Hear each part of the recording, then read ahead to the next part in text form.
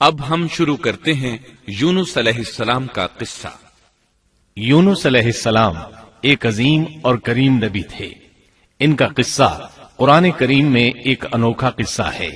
آپ کے والد کا نام متا تھا اور آپ سیدنا ابراہیم علیہ السلام کی نسل سے تھے۔ آپ کا ایک نام ذوالنون بھی ہے، یعنی مچھلی والے۔ النون کا مطلب ہے مچھلی۔ اسی طرح آپ کو صاحب الحوت بھی کہا جاتا ہے۔ اللہ تعالیٰ نے آپ کو ان سب ناموں سے پکارا ہے۔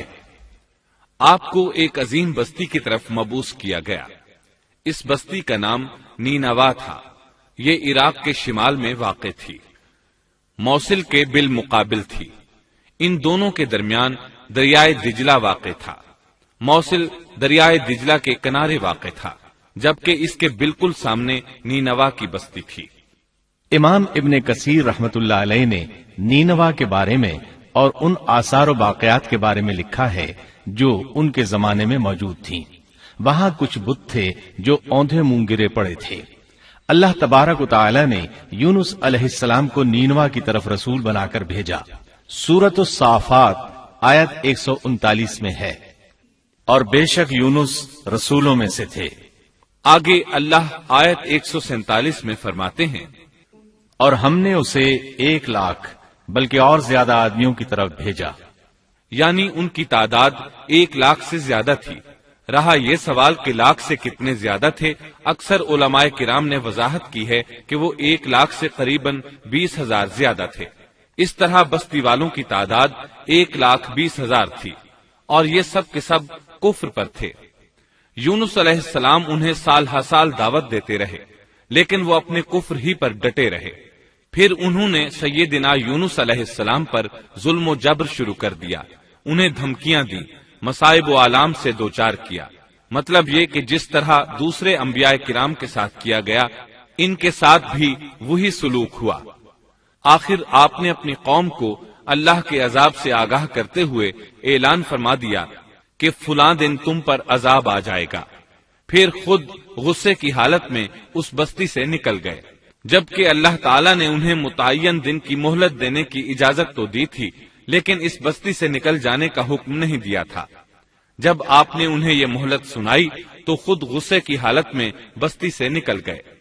سورہ انبیاء آیت 87 میں اللہ تعالیٰ فرماتے ہیں، مچھلی والے کو یاد کرو جبکہ وہ غصے سے چل دیا اور خیال کیا کہ ہم اسے نہ پکڑ سکیں گے۔ اس آیت کی تفسیر میں امام رازی رحمہ اللہ لکھتے ہیں، جس نے یہ گمان کیا کہ اللہ تعالیٰ اسے پکڑنے کی قدرت نہیں رکھتا، وہ آدمی کافر ہے۔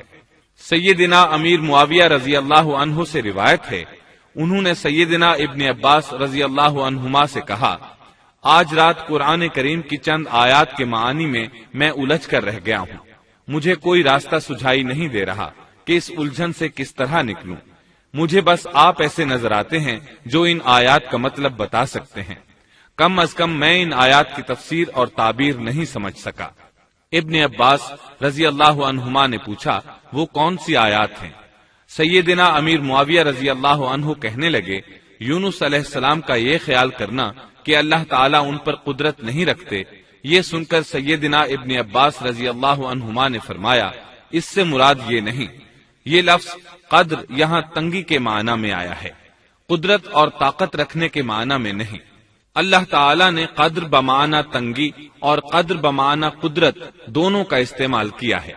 تنگی کے معنی کی مثال سورۃ الطلاق آیت نمبر 7 میں ہے، اور جس پر اس کے رزق کی تنگی کی گئی ہو، اسے چاہیے کہ جو کچھ اللہ تعالیٰ نے اسے دے رکھا ہے اسی میں سے اپنی حیثیت کے مطابق دے۔ تو اس آیت میں بھی یہی معنی مراد ہے کہ انہوں نے گمان کر لیا ہم ان پر تنگی نہیں کریں گے، یعنی ان کا خیال یہ تھا کہ اگرچہ وہ اللہ تعالیٰ کی اجازت کے بغیر نکل کھڑے ہوئے ہیں، پھر بھی اللہ ان پر تنگی نہیں کریں گے، کیونکہ وہ اللہ کے ایک معزز نبی اور رسول ہیں، اور ان کی قوم کے لوگ اللہ کی گرفت اور اس کے عذاب کے مستحق ہیں۔ انہی پر اللہ کا عذاب نازل ہونے والا ہے۔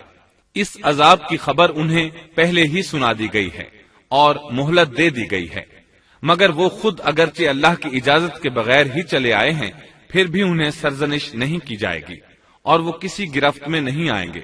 اللہ تعالیٰ ان کے لیے کوئی تنگی نہیں فرمائیں گے۔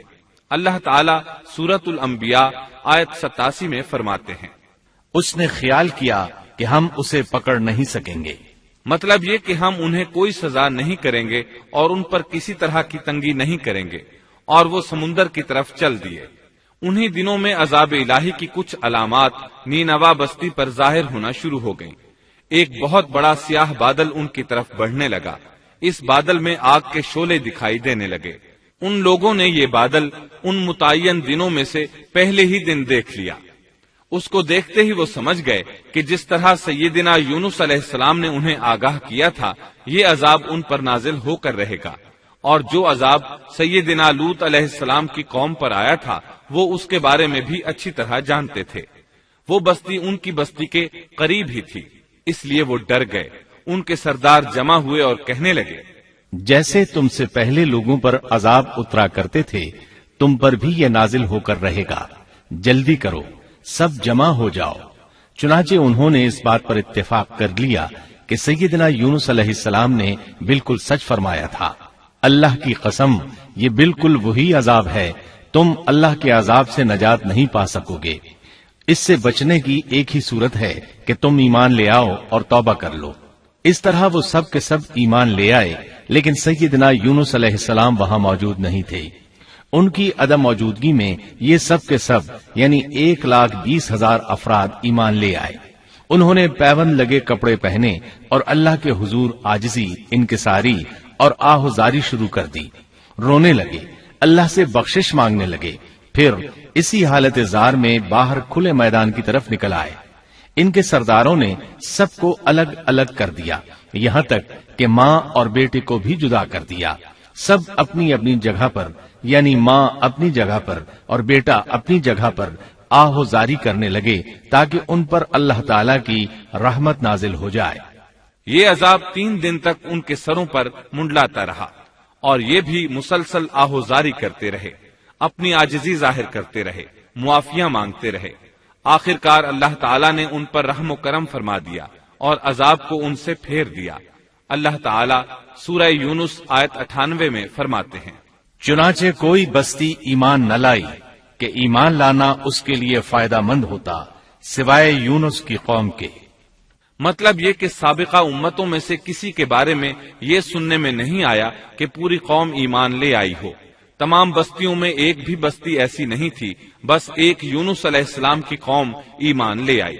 اللہ تعالیٰ سورہ یونس آیت 98 میں فرماتے ہیں، جب وہ ایمان لے آئے تو ہم نے رسوائی کے عذاب کو دنیاوی زندگی میں ان پر سے ٹال دیا اور ان کو ایک وقت تک کے لیے زندگی سے فائدہ اٹھانے کا موقع دیا۔ مطلب یہ کہ ہم نے انہیں دنیاوی زندگی کا لطف اٹھانے کا موقع دیا۔ اب اس قوم پر قیامت کے دن تک عذاب نہیں اترے گا۔ علامہ ابن کثیر رحمت اللہ علیہ فرماتے ہیں، اس آیت کریمہ کا مفہوم یہ ہے کہ کسی بستی کے تمام باشندے کسی نبی پر کبھی ایمان نہیں لائے، یا تو سب نے کفر کیا یا پھر اکثر نے کفر کیا۔ لیکن یونس علیہ السلام کی قوم واحد ایسی قوم ہے جو تمام کی تمام عذاب الہی کے آثار دیکھ کر ایمان لے آئی۔ سابقہ ادوار میں جتنی بھی بستیاں گزری ان میں اہل ایمان کے ساتھ یا تو کفار رہے ہیں یا ان میں منافقین بھی رہے ہیں۔ سوائے یونس علیہ السلام کی قوم کے وہ سب کے سب کافر تھے، پھر سب کے سب ایمان لے آئے۔ یہ اللہ تعالیٰ کے عجائبات میں سے ہے اور اس کی قدرت اور رحمت کی نشانیوں میں سے ہے۔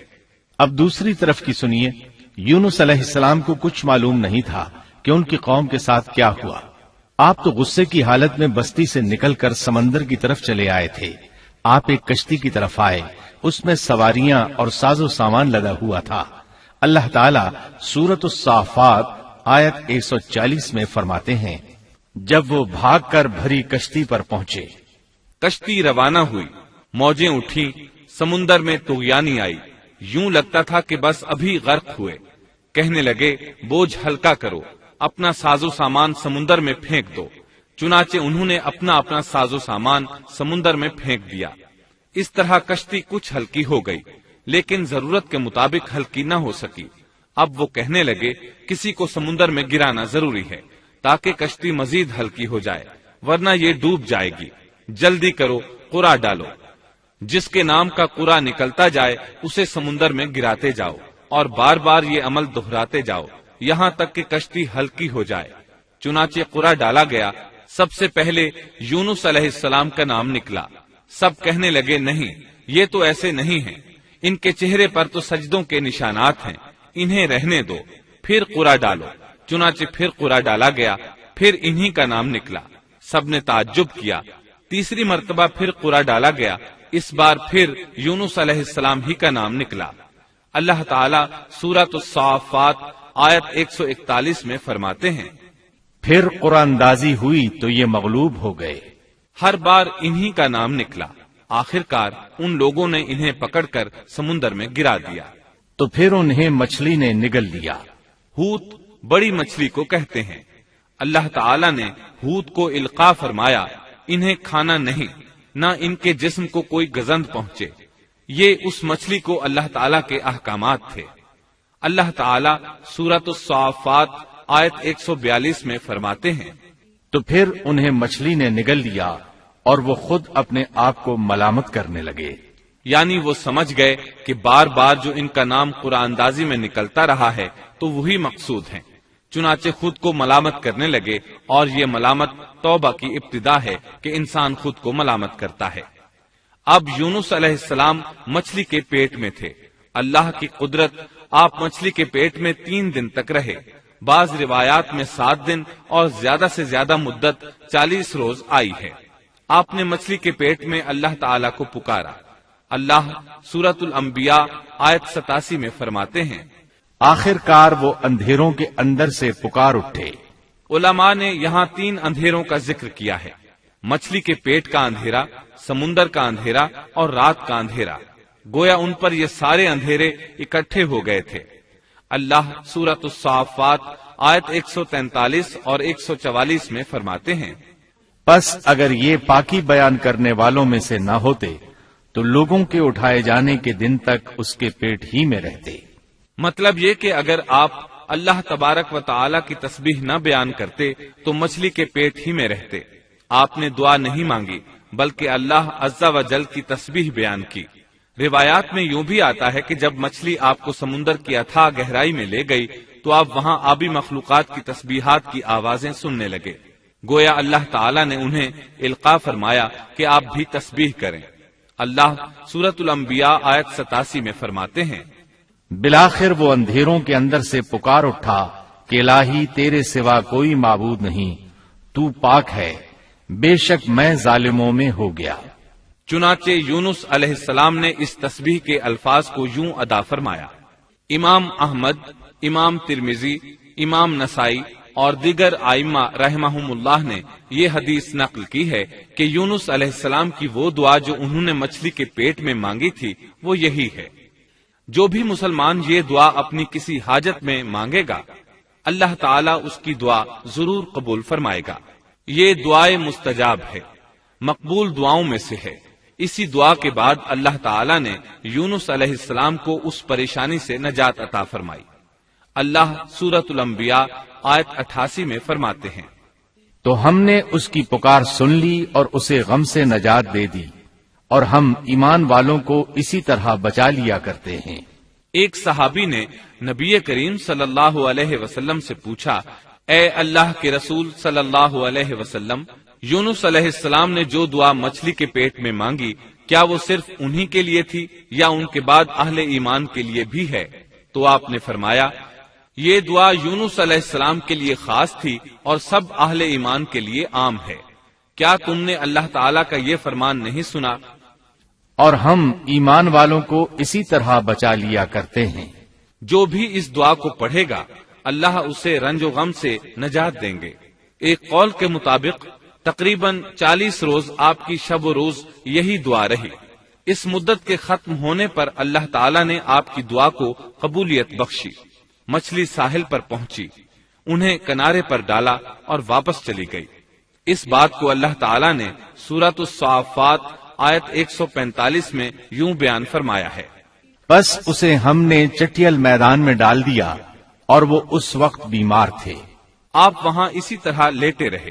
پھر اللہ کی قدرت سے آپ کے قریب ایک بیلدار درخت اگا، جیسا کہ سورۃ الصافات آیت 146 میں ہے۔ اور اس پر سایہ کرنے والا ایک بیلدار درخت ہم نے اگا دیا۔ اس کدو کے درخت کے متعلق مورخین کا کہنا ہے کہ اللہ تعالیٰ نے اس درخت کا انتخاب اس لیے فرمایا تھا کہ اس درخت کے پتے چوڑے ہوتے ہیں، ان کے سائے میں انہیں ڈھانپ دیا گیا تاکہ ہوا سے اذیت نہ پہنچے، اس لیے کہ ان کے جسم سے جلد اتر گئی تھی۔ پھر اس درخت سے خوشکن خوشبو بھی آتی تھی، اس خوشبو نے انہیں فرحت بخشی۔ پھر کدو کی خوشبو میں ایک خصوصیت یہ تھی کہ حشرات الارض کو دور رکھتی ہے۔ اللہ تعالیٰ نے انہی خصوصیات کی وجہ سے اس بیلدار درخت کا انتخاب فرمایا تھا تاکہ آپ ہر طرح کی تکلیف سے محفوظ رہیں۔ یہ ہے اللہ کی قدرت، سبحان اللہ۔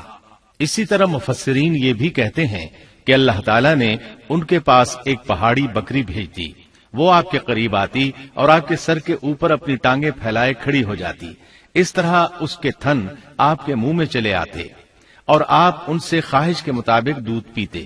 یہ تھا آپ کا کھانا اور پینا۔ رفتہ رفتہ آپ کی حالت بہتر ہو گئی، توانا اور تندرست ہو گئے، پھر آپ اٹھنے کے قابل ہو گئے، اور یہ سب اللہ تعالیٰ کی مہربانی سے ہوا۔ جب آپ کی صحت لوٹ آئی تو اللہ تعالیٰ نے آپ کو پھر آپ کی قوم کی طرف بھیجا، جیسا کہ سورۃ الصافات آیت 148 میں ہے، اور ہم نے اسے 1,00,000 بلکہ اور زیادہ آدمیوں کی طرف بھیجا، پس وہ ایمان لے آئے اور ہم نے انہیں ایک زمانے تک عیش و عشرت دی۔ وہ سب کے سب آپ پر ایمان لے آئے تھے۔ اللہ تعالیٰ نے اس قصے کے ذریعے نبی کریم صلی اللہ علیہ وسلم کو اشارہ فرمایا ہے کہ دعوت دیتے ہوئے اکتانا نہیں۔ اللہ سورۃ القلم آیت 48 میں فرماتے ہیں، اور مچھلی والے کی طرح نہ ہو جائیے، ان لوگوں کو دعوت حق دیتے رہیے، دیکھیے وہ سال ہر سال دعوت دیتے رہے لیکن اکتائے نہیں، ان سے مایوس نہیں ہوئے، ان کی پوری بستی میں سے ایک بھی ان پر ایمان نہیں لایا تھا، لیکن جب ان سے مایوس ہو گئے تو انہیں اللہ کے عذاب سے آگاہ کر دیا اور منہ پھیر کر چل دیے تو وہ سب کے سب ایمان لے آئے۔ اللہ تعالی سورۃ القصص آیت 56 میں فرماتے ہیں، آپ جسے چاہیں ہدایت نہیں دے سکتے، بلکہ اللہ تعالیٰ ہی جسے چاہتا ہے ہدایت دیتا ہے۔ اس قصے میں بہت بڑا سبق ہے کہ کسی بھی حالت میں اللہ کی رحمت سے مایوس نہیں ہونا چاہیے اور نہ ہدایت کے معاملے میں اپنی ذات پر بھروسہ کرنا چاہیے۔ ہدایت تو بس صرف اللہ تعالیٰ ہی کی طرف سے ہے، آپ کے ذمے تو پیغام حق پہنچا دینا ہے۔ اللہ سبحانہ و تعالیٰ کے ذمے ہدایت سے نوازنا ہے۔ اللہ تعالیٰ نے انہیں پاک صاف بنا دیا، انہیں چن لیا۔ اللہ خود ہی سورۃ القلم آیت 50 میں وضاحت فرماتے ہیں، اسے اس کے رب نے پھر نوازا اور اسے نیک لوگوں میں کر دیا۔ امام مسلم نے ایک حدیث روایت کی ہے کہ نبی کریم صلی اللہ علیہ وسلم نے فرمایا، تم میں سے کوئی شخص ہرگز یہ نہ کہے کہ میں یعنی محمد یونس بن متا سے بہتر ہوں، یعنی یوں نہ کہے کہ میں سیدنا یونس علیہ السلام سے افضل ہوں، وہ اس طرح کہ وہ تو اپنی قوم کے ایمان لانے سے مایوس ہو گئے تھے اور میں مایوس نہیں ہوں، اس طرح بالکل نہ کہے، کیونکہ بالآخر اللہ تعالیٰ نے آپ کو چن لیا اور برگزیدہ بنا لیا اور صالحین میں داخل کر لیا۔ اس واقعے میں نبی کریم صلی اللہ علیہ وسلم کو جو ہدایت دی گئی ہے اس کا ذکر سورۃ القلم آیت 41 میں آتا ہے، پس تو اپنے رب کے حکم کا صبر سے انتظار کر اور مچھلی والے کی طرح نہ ہو جا۔ مطلب یہ کہ یونس علیہ السلام کی مانند نہ ہو جائیے جو اپنی قوم کے ایمان لانے سے مایوس ہو گئے تھے۔ یقیناً دین کی دعوت اور حق کے پرچار میں یہ بہت عظیم سبق ہے کہ دائی اللہ کو کبھی مایوس نہیں ہونا چاہیے۔ یونس علیہ السلام کا قصہ ختم ہوا